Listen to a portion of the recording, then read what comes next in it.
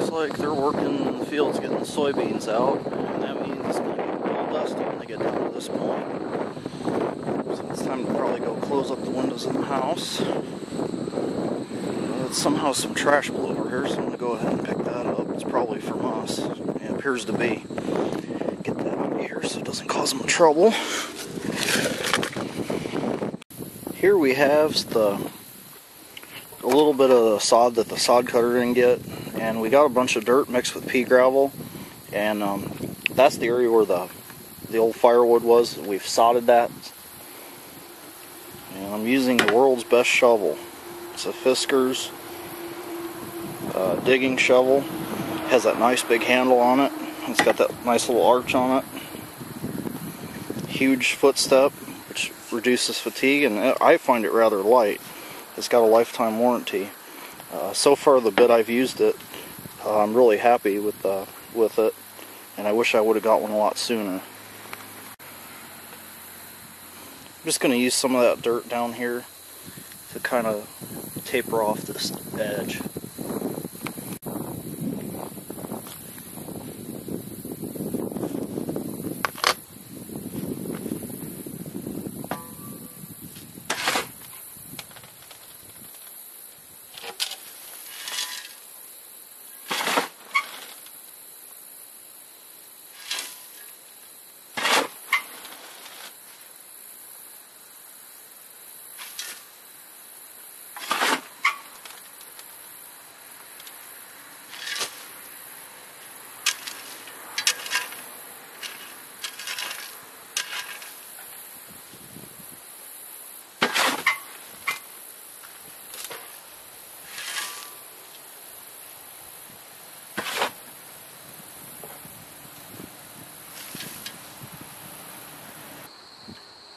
Okay, now we're going to continue with the garden expansion, and what we're going to do is, we originally put this garden in, we surrounded the perimeter of the garden with timbers, and at the time we thought it was a good idea. Looking back, it really wasn't.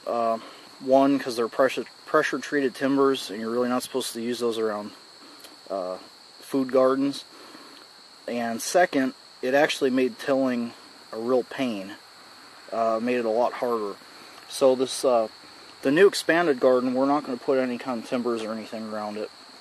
We're going to see how that works out. So meanwhile, what we're going to do is we're going to take the south side out here. We're going to take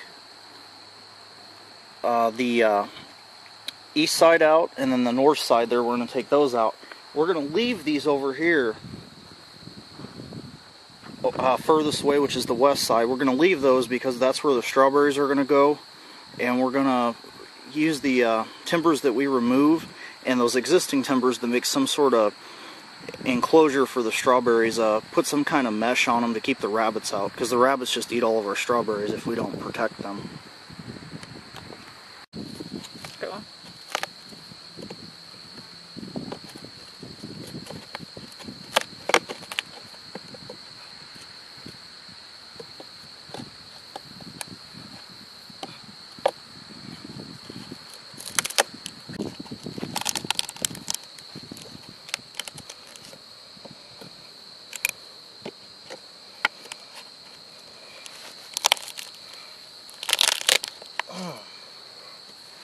It's going to be harder than I thought.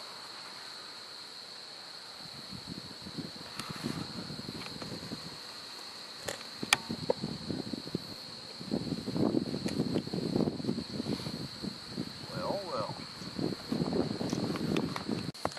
Well, trying to remove these timbers. Well, it's starting to work now. It's, they're actually starting to rot pretty good. Rot and come apart, which isn't a surprise because I think they were the $2 specials for 8-foot timber. And I think they're probably 4 years old, going on 5, so I guess you get what you pay for. Looking back, I kind of wish we wouldn't have went through all the trouble to put them in, but you know, at the time it seemed like a good idea. Okay, now I'm going to try using the pry bar. Try to split these two apart.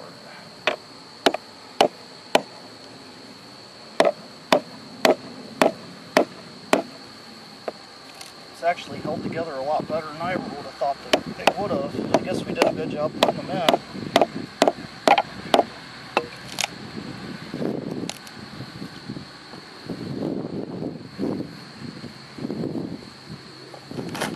Wow, these are rotted out, these timbers. In pretty bad shape. I'll tell you what I'm going to do. I'm going to quit wasting time because they're rotted. And I'll warn you right now, if you're using the splitting maul, doing anything like this, you probably want to wear long pants, shirt, steel toe boots. So this isn't exactly a safety demonstration video, but let's see if I can get this done without hurting myself.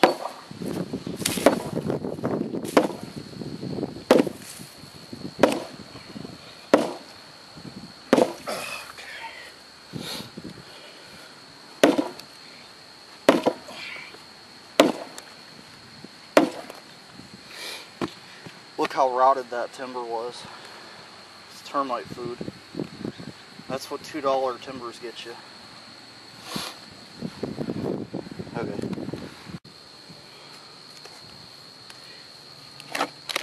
Oh wow. The termites are eating them. They're in pretty bad shape. Just more of a reason to not have these type of timbers around your house or your property. I like landscape timbers, but my god, I think the termites have gotten at these. Some kind of wood destroying insect has. Okay.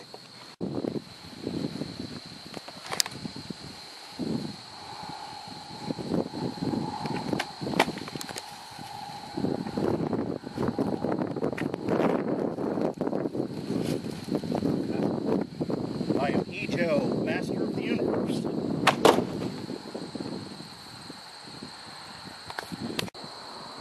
Okay, these here were treated with copper quat. They have a 1-year limited warranty, and they certainly made it 1 year, but not a whole lot more. I'll tell you, the old arsenic treatment that they used to give pressure treated wood, I know it had a lot of problems with human health and safety and whatnot, but man, that stuff didn't seem to rot like this. Of course, these are as cheap as they can get, and I don't even think there is any treating in the core of it all. So we're just going to be ripping all these out and figuring something else out for our strawberry patch. Well, we started ripping out the timbers, and they've been eaten by termites or something anyway. So, on to plan B. We're going to go ahead and rip them all out, and including where the strawberries are going to go, and we'll find another way to keep them strawberries protected from the birds and the rabbits, but it's not going to be by these, that's for sure. Okay, the best way I've been finding to get these apart is my trusty 18-inch snap-on pry bar, which is a relic from my previous life as an auto mechanic. And this actually isn't that old, because I actually managed to break one and get it warrantied. And the snap-on dealer told me that he had never seen anyone break one of these pry bars. So I took that as a compliment. So I've just been sticking the pry bar in there. They've all had splits around where the rebar went through. This rebar actually held these timbers together pretty well. And I've just been hammering it through the cracks. And busting the edges apart, like so.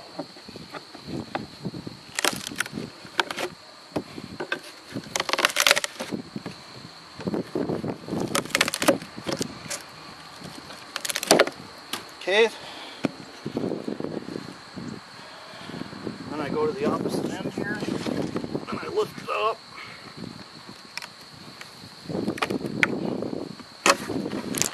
Pushing them right out of the ground.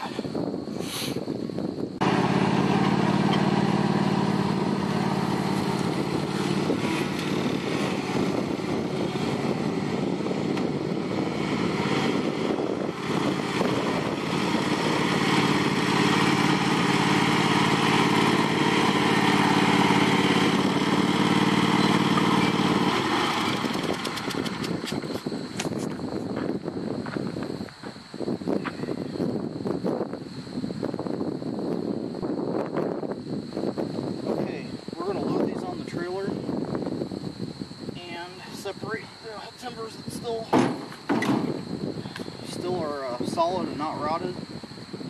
About half of them are rotted out, so we're going to separate the rotted ones from the good ones and pull the rebar. You never want to burn pressure treated wood, because when you burn it, you release the pressure treating agent. You don't want to breathe that stuff in, especially if it's arsenic. But anyway, we're going to go ahead and load these up and sort them out later.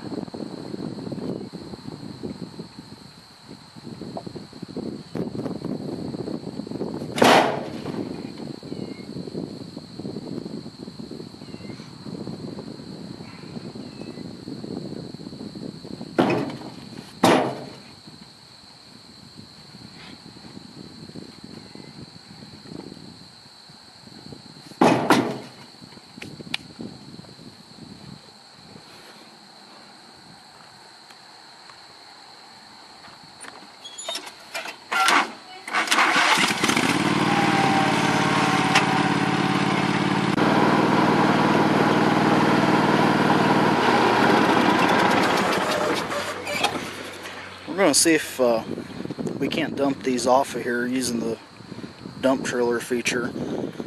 And they're just going to sit here in this pile and clutter up the driveway with the rest of the junk. And I'll sort through and get the scrap metal out of there. And then, let's see here.